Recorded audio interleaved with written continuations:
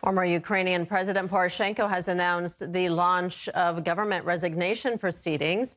The European Solidarity faction has taken aim at the corruption scandal surrounding businessman and close associate of Vladimir Zelensky, Timur Mindich. RT correspondent Igor Zhdanov has more. Well, the scheme was revealed by the National Anti-Corruption Bureau of Ukraine, a body created back in 2014 under direct oversight from the United States. Now, investigators are saying that a group of Ukrainian political heavyweights got de facto control over financial streams and acquisitions of Energoatom. It's a Ukrainian nuclear operator, a strategic company by all means. So that group of Ukrainian political heavyweights, who, by the way, investigators are calling, quote-unquote, an official overseers of Energoatom, they did a very straightforward embezzlement thing. They applied pressure on any company that wanted to do business with Energoatom.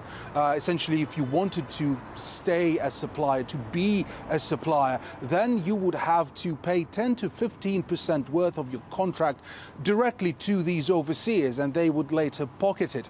Now, investigators, they aren't calling anybody by their official names, but still, they wiretapped their phones, they wiretapped their offices, probably cars, and so now they have at least hundreds of hours of recordings. Here's the bit that they decided to publish. Rocket organized a scheme of extracting illegal benefits from contractors of the state energy company in the amount of 10 to 15% of the contract. In fact, a system was created for a strategic enterprise with an income of more than 200 billion hryvnias. It was not the top managers of the supervisory board or the state. An outsider, not having any formal powers, took on the role of a shadow manager, the so-called observer. So, as you've noticed, the investigators, they don't give real names of those involved in the scheme, but it has been widely reported that the ringleader of this whole operation is a very close associate of Zelensky. His name is Timur Mindich. He's already been mired in corruption scandals. It has been reported that his apartments were searched by NABU investigators.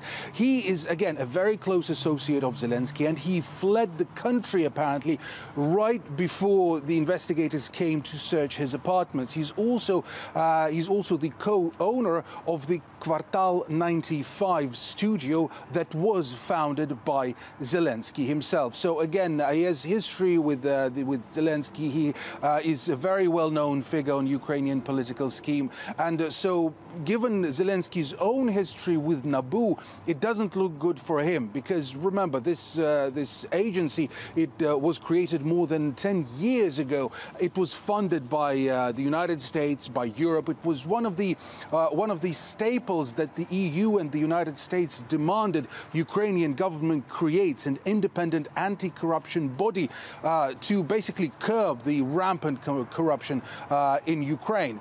Well, earlier this year, Zelensky tried to essentially gag this agency, stripping it of its powers, and he even managed to get the Ukrainian parliament to greenlight this, but only that was followed by mass protests. It was followed by, well, outrage from the West, from the United States too, and so Zelensky very, very quickly reversed his decision and backtracked. So now this yet another corruption scandal that again brings him dangerously close to Ukraine's what seems to be most corrupt elites. It doesn't look good for him at all.